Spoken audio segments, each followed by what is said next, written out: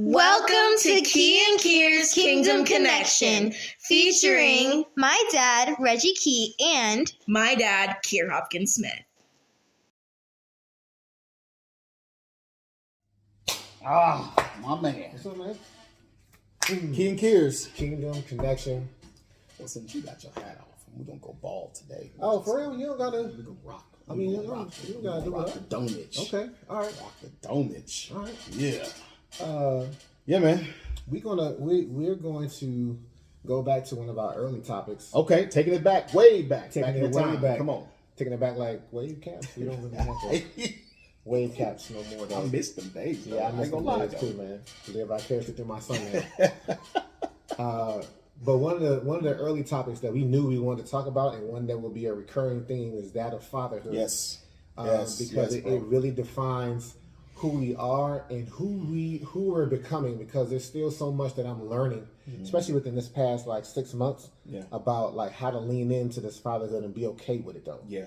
Be okay with what it is I'm setting up. Even my wife, I'm in our covering as the shepherd of our family. Right. My fatherhood very much extends to my wife as well. That's because right. it's an extension and reflection of our Father in heaven, on earth. Yeah. And so, one of the scriptures that I love to, and maybe this is illegal how I do this, but I love going to 1 John 4:8, because it says, how can you say that you love your father whom you have not seen when you hate your brother whom you have seen?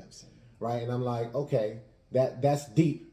And so I always try to reflect, okay, how are you going to act with me to my family? I'm like, if you can't embrace me and my fatherhood with the person that you've seen, the person that you know, how are you going to embrace your father whom you can't see? Right. And so, it's not a manipulation. It's not me trying to be obey me, and because if you obey me, it's disrespecting God, even though it is. Yes. But it's not an attempt to get them to do everything that I ask of them. Yeah.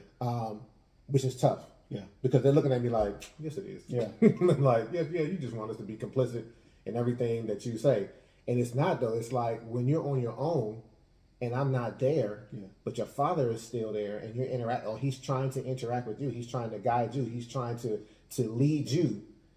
Are you going to trip over your own will? Yeah. Because I never did my job to teach you how to put your will and wants to the side in favor of what I'm asking you to do and how I'm asking you to do it. Yeah. It's called obedience. It's called obedience. And inside this fatherhood, just as you're speaking it, Reggie, it's the critical nature of us laying foundations, right? The father is going to lay foundations of being fathered through fathers. Yeah. I mean, where else are you going to do it? That's what he's going to do, right? I mean, that's why he set things in motion the way by which he did. He is the one who fathered Adam and Eve, right? And then he made Adam a father and gave him children. And then their children have children, and hence you got the whole begots. And so we are here to, as sons of the Father, to learn the principles, the precepts, the promises, the foundations. Once we learn those things, our objective then is to lay the groundwork in our children. Yeah. Lay the groundwork, and we have to live it out loud, right? It's got to be lived so they can see that this thing is tangible, and it works, right? And you may think, people may think, you're just trying to manipulate. But see, and you're looking at the wrong word, wrong definition, or the wrong context of manipulation, because manipulation actually works when you work it right, because I manipulate this phone to do what it's supposed to do. Right. I'm the one who turns it on. I'm the one who pushes the buttons. The phone don't tell me. I tell it. Well, I don't know. My phone recently. Well, my phone recently. Oh, you want to text that? You want to text your that? phone starting to go into AI. It's over here starting to get a mind of its own. My phone is duplicitous, man, because the text will go through and it'll be like, oh, that landed. And then a week later, I'm like, hey, man, did you get my text? Nah, bro. Send me the screenshot. Sorry. I don't see anything. I'm like, oh, so the phone just was like, nah, I'm going to keep that, though. I ain't going to get at. And so, and here, and what we're giving that, and we can speak to this because here is the duality that God has placed here, is that you have a man of God who was raised by a father, right? Then you have a man of God whose father disappeared. And here we're both fathers at the same juncture, right? And the Lord has both of us learning from each other when it comes to our fatherhood and our fathering. Yeah. And so that's it. And this is what we love, is because the grace of God and the principles of God, it supersedes every natural shortcoming. Yeah. Right? I like that you said that, the natural shortcoming, because even when you said like the things that we have learned, I was like, well, I don't know if that's past tense for me. It's some stuff I'm still learning. Right. But that doesn't mean though, and I think this is where our families get tripped up when they see like, oh, well, you haven't perfected, you haven't fully walked through. So who are you to tell me? It's like, well, I mean, and a lot of Christians don't like that. Like, well, you can't tell me, and what we talked about this a while ago. It's sometimes as you're going through the pressing, you're not supposed to wait till you get through it. You're supposed to start your oil releasing while you're getting pressed. It's not meant for you to keep until. It's for you to begin to release as you're going through it. And so, give some grace to people when they're trying to teach you a lesson that they're currently learning themselves. Yes. Because sometimes that's the best. It's fresh. It's the best. It's real fresh. Right? Yep. And so as long as I think fathers are honest about what we're learning and how, like, I try as much as I can now to let my children know when God talks to me and I'm like, I don't know, I want to do that. Right? So before I get into the example that caused us to have this conversation, I'll go to a couple weeks ago. So for those of you who don't know, I haven't had access to my Facebook or Instagram account since the 14th of November because I got hacked and then summarily my account was suspended. Yeah. And so one of the things that I would do, what did you call it? One of the things that I do for my pastor when he preaches is he has these sticky statements, statements that are less than a sentence, but that pack a lot of punch. Yeah. And so what I would do in live sessions, I would do a screenshot because I would be following on my phone from the live YouTube, and I would put it on Facebook. And, of course, link the church, link the pastor as a way to get his word out. Yeah. And so once my Facebook account was hacked, I was like, well, I guess I'm off the hook. And the Lord was like, no, you're not. Keep doing it. And I was like, but why? I sound just like my daughter. And I was like, but why? I was like, okay. Yep. I just went ahead and shrunk back and was like, all right, I don't know what you're going to do with that, but I'm going to be obedient. And I told, in the minute that it happened, my son was driving to church, and I told him, I was like, man, the Lord just told me to do something that I don't want to do. Because I need him to see that I don't always line up with what God is telling me to do. I'm not always happy-go-lucky. I don't always understand it. I don't always appreciate it. That's right. But beyond the point, I'm still obedient. That's right. And so what happened this week is I found out that, so we have a little place outside. Matter of fact, it's called the Coliseum. Shout out to my dad, who passed away, going on more than 3 years ago. His name was Collis. So this outdoor patio that we had built, we named it after him, the Coliseum. That's what's up. So we're in the Coliseum. We have a table where it's a fire table, and we do s'mores back there, out there, right? So I come downstairs this week, and my wife is like, "Yeah, Josiah made some s'mores," and I'm like, "Well, I don't see the door open. I don't see evidence." But then the evidence that I see is on the stove behind you, right here. Right. And I'm like, "Oh, we're doing s'mores on the stove now." Mm-hmm. So I called the kids to the rail. They upstairs, doing their chores. I said, "Hey, we're not doing that. Like, only will you do s'mores in the Coliseum. We're not doing it on the stove." And my son instantly, because he's the one that cleans the stove, he's like, "Well, Dad, how are you trying to tell me like how the marshmallows going to fall and melt into the thing?" I said, "You know what? That's a good question, but that's not important right now. Right. I just need you to know that that's not going to happen anymore." And he went into a rebuttal again. Yeah. And I was like, "You know what? That's cool." I gave him a thumbs up. Like, it's cool. I hear you. But you're not going to do that no more. And he went, and then he just stopped. His head just dropped. He said, all right.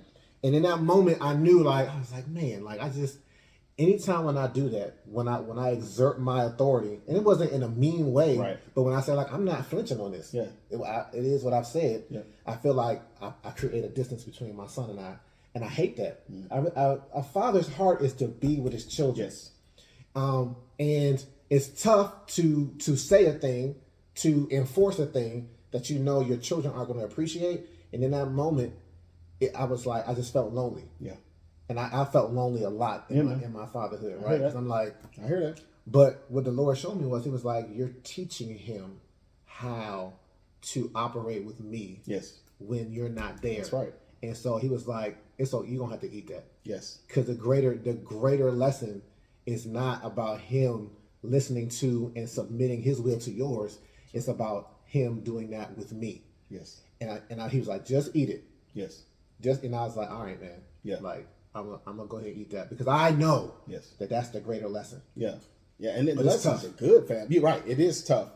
You know, we're movie buffs. At least I know I am a movie buff, so I get a lot of stuff from movies. But there was a very particular part in Black Panther where T'Chaka and T'Challa, right, are having a conversation, and T'Challa tells his father, "I'm not ready to be without you."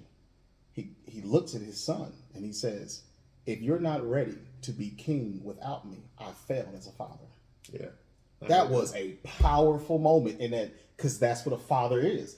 A father, earthly, needs to prepare our children, sons and daughters, how to walk with God without me. Yes. Because my faith does great as being your covering while you're in that stage of your life. There will come a stage when you need to walk out God's will for yourself. And my preparation isn't to always keep my faith tethered to you, but for you to learn how to be with Christ your own self.